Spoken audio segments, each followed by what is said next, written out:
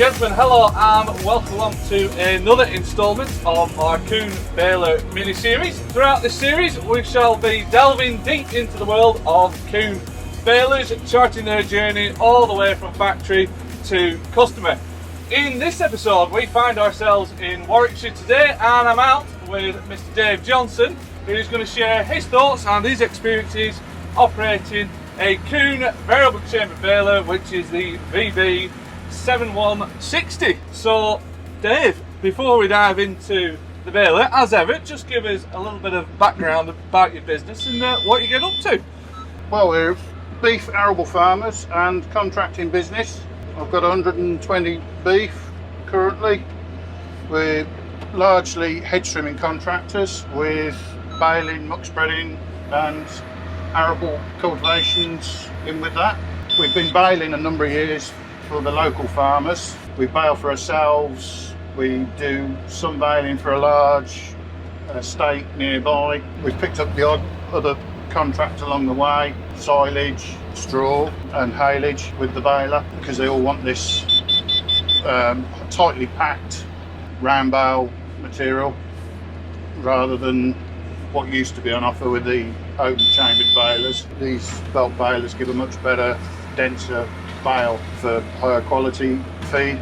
And then what was it that sort of attracted you to this baler? Well, I'd looked at several really, and I'd been using Vicons for a few years, but then I went and had a look at the Kuhn. We had a demonstration and I was quite impressed with how fast the door opened and closed, so the cycle time was much quicker. And the way the build quality was there, it seemed a much heavier, chunkier baler. The chains were bigger, the bearings were just bigger rollers. Everything about it was just much heavier, and they'd changed an awful lot compared to what they used to be. I mean, I spec this one on the big tyres, and it's a good job I had them this time because I've been in some very soft conditions. There's places I've been with this I would never have got with the old one. Really? Yeah, I'd have been stuck. And am I right in thinking this baler replaced two round balers, did it? Yes, it did. And what was the sort of thought process behind going from 2 to 1? Well, it was cut down on the amount of machines. One wasn't being used a lot, so what we are doing, we decided to make it one machine and just make it work harder to do what work we have got, and it lives up to its name, to be honest with you. Yeah. I mean, it's been a marvellous piece of kit. This baler's got a moisture meter in it, and I can see as I'm going along the moisture of the material going in. Is that quite accurate, that? It seems to be fairly accurate because we've got a handheld probe and it was within a percentage of it. Really? Yeah. So it's pretty good, and it will automatically adjust its density from the core to the outer edge to the maximum density that you've set it. Right. And I have noticed that in the stack, none of the bales have lost the shape. Right. Normally they go all squishy and lose the shape, but they haven't lost the shape at all this time. They're good, hard, dense bales, particularly if I'm doing them in silage or straw. The straw oil do them at full density as well. Yeah.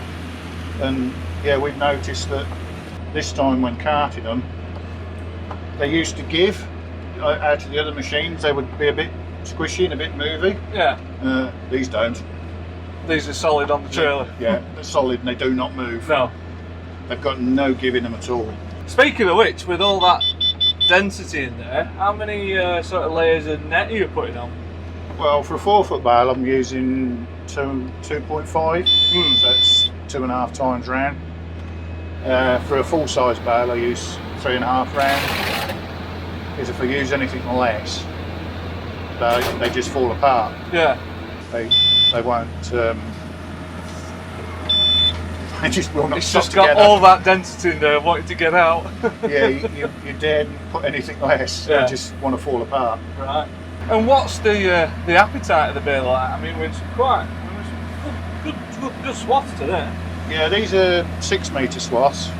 Don't go too quick because I'm trying to keep a consistent size because of this slowing down. I mean, you can add another 5-6 centimetres on top of your bale size before you stop.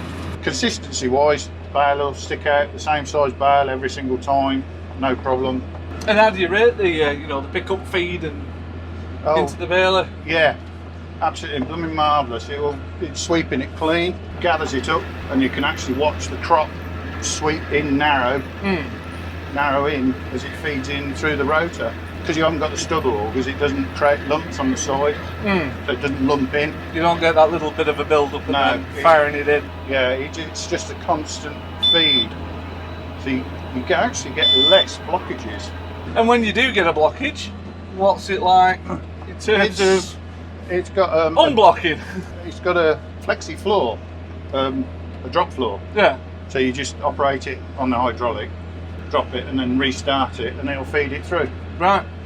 But what I have noticed, what it will do as well, it'll drop the density off as well. So it'll just sort of slacken itself off a bit, right? So that you can actually start the bale easier. Yeah. If you've got it at full density and then you try and start it, it doesn't want to know. No. But if you drop the floor, it drops the density, and then you can release it. Alright. It feeds it all You'll in. just take it. And then you just go and push the floor back up, and then go again. And from a practical point of view, what's this this baler like to live with? You know, in terms of maintenance and net loading and things like that. Net loading is actually very easy. Once you've got the net on the machine, and then you need to put a new one on, unwrap your net, and you just slide it into a channel.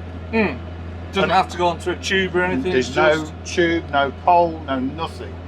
You just lift the bar up, thread it between the bars, through the spreader roller, under a steel roller, over a rubber roller, and then round. There's a red roller you've got to go through.